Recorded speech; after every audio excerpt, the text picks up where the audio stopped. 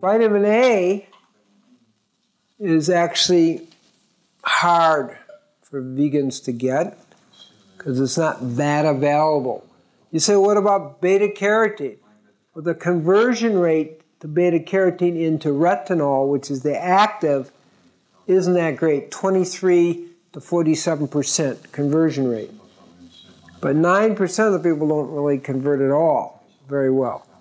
So that's a little bit of a problem with the vitamin A.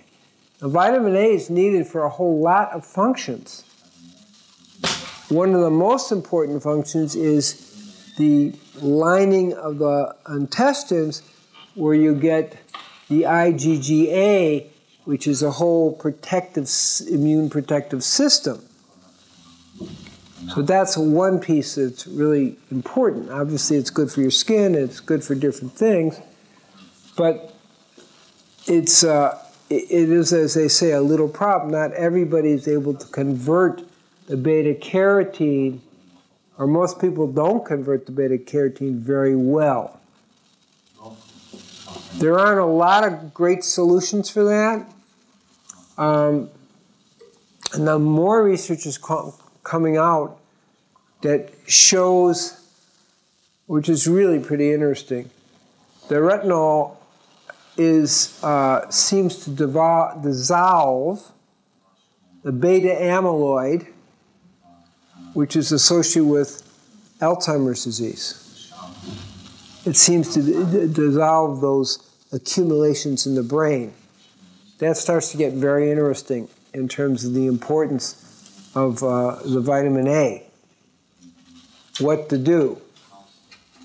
Well, this is a compromise situation. If you want to stay vegan, is that you can, this is an exception, but you can take a synthetic retinol, which doesn't seem to cause a problem. It's not the highest, as high as a natural A, but you're still holding the vegan thing. So that's probably, that is, I'm going to say, an exception to the whole thing. So I just kind of mentioned that because it's pretty clear that this retinol is important. And it's called Ratinol Palmitate, and it can make a big difference in your brain function and helping actually to maybe reverse Alzheimer's or the accumulation of the beta amyloid, which is associated with Alzheimer's. So,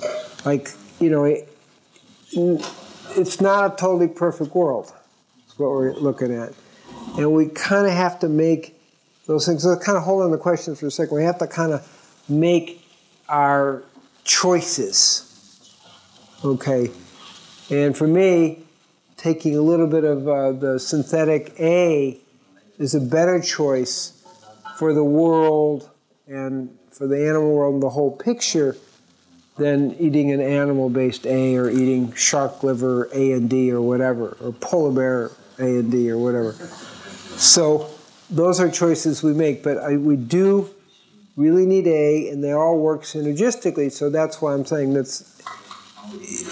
you got to really include all of those in the big picture. A is needed for lots of things, your eyes and I said the immune system, but now this additional thing, which is dissolving the amyloid deposits in the brain, that's more than a little significant in terms of preventing Alzheimer's and reversing that.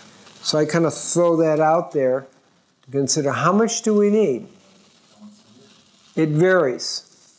But as I look at the literature here, people clinically speak about it, probably about 10,000 a day. Now, if you have a cold or a flu, you can take 200,000 a day for 3 or 4 days. 10,000 of retinol or 10,000 of beta-carotene? Retinol.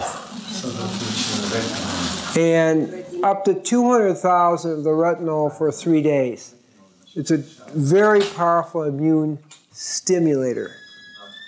And that's really good when you're dealing with viral infections. So I kind of mentioned that. But just for 3 days. You don't want to overdo it.